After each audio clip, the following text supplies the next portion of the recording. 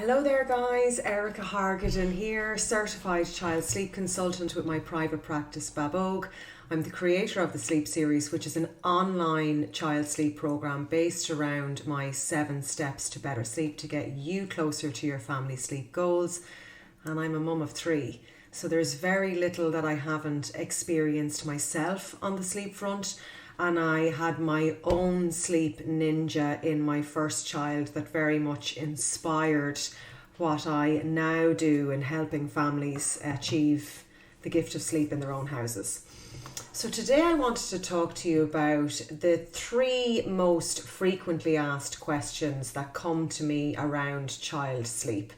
I get so many on my Instagram and on my Facebook and in DMs and in Q&A sessions, and I tried to look at this to try and whittle it down, and I identified 3 that I thought would be best to put forward to you guys and help you along. So, number 1, how to lengthen naps. Napping is all down to timing, so the timing that you're offering the nap, and also sleep maturity. Very often I'll hear from parents of newborns and maybe children up to age 3 and 4 months that they're not experiencing longer than 30 to 45 minute naps. That's really normal. Your child's sleep at that age range is not mature. In fact, sleep cycles and circadian rhythms don't form until 4 months, and they're really linked to that 4-month sleep regression that everybody fears with their lives. But prior to that, normal short napping is experienced by everybody. So what I would say to you is focus in on laying the foundations around sleep prior to 4 months, that you're getting to grips with all of the things that will be really supportive of your child's sleep. And after 4 months, you can start looking at trying to lengthen naps, but it will be very, very hit and miss, because the first nap to mature is actually the morning nap, and the second nap, which everybody wants to be the long nap because that's all the messaging that you guys are given, is going to be second to mature. And in fact, that maturity often doesn't start until 6 months. So between 4 and 6 months, you can work on lengthened naps, but focus in on timings. So look at how long your child is able to stay awake between sleeps. Yes, there is recommendations that sleep consultants can give you about this. For example, approximately 2 hours for a 6-month-old. But some children will go longer and some children will be shorter. So getting to grips with your child's wake period and your child's timings is key. I would also, from 4 months, start working on your child's ability to fall asleep themselves. So not as dependent on you to initiate their sleep and also to maintain it. Because if there's a lot of input going into the sleep, then when your child cycles through their sleep and goes through a light sleep phase, they're more likely to wake fully because what was present when they fell asleep is no longer there. So I hope you found that one useful.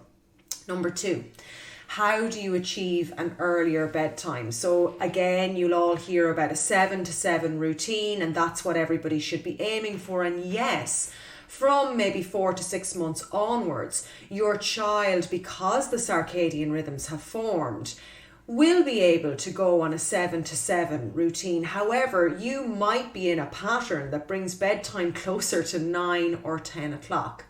So when you're trying to achieve maybe bringing bedtime a little bit earlier, I advise every parent that comes to me through my programs, through my one-to-one sessions, to start your day at 7 o'clock every day with a feed in a brightly lit living space not associated with sleep, because that will start the day and it will give you a stepping stone using those timings that we talked about to figure out when your naps are due, also when feeds are due, so you can start formulating a routine that aims towards that 7 o'clock bedtime. So for example, a 4-month-old might be napping 3 to 4 times a day. Similarly, a 6-month-old would potentially be napping 3 times a day.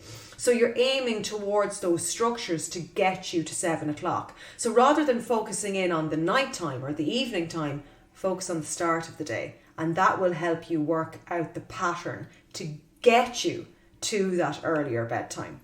Simple, really simple. Okay, and the last one. Why won't my baby settle? Now, what I'm going to talk about here is most relevant to babies of between 4 and 6 months onwards, mostly 6 months. So maybe you have been trying to get into a pattern of your baby going down to sleep themselves. But really prior to 4 months, before the formation of the circadian rhythms, before the 4 month sleep regression, your child needs to be very dependent on you to fall asleep, and other, kind of, let's say, rocking, rolling, feeding, patting to get them to go to sleep, because the ability to sleep is not there. It doesn't start to mature really until 4 months. But from 4 months onwards, giving your child the ability to settle themselves to sleep is a gift. So working on fading back how much input is going into getting them to go to sleep and giving them the opportunity to settle to sleep themselves. I talk about this lots in my sleep programs.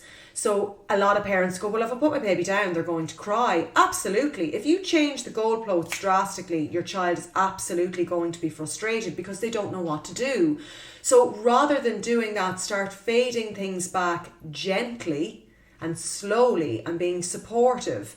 And maybe there will come a point where you will have to step back, but you're still equally present, either in room or out of room, to be able to attend to them should you feel that you need to attend to them. But ultimately, them falling asleep themselves is going to help them with their sleep maintenance as well. So if you've issues with the settling, you possibly have issues with the overnight or with the nap maintenance piece as well. So again, as I said in my previous one, when your child cycles through their sleep, if what was present when they went to sleep is no longer there, then they will wake fully seeking out that to be repeated to get them to go to sleep.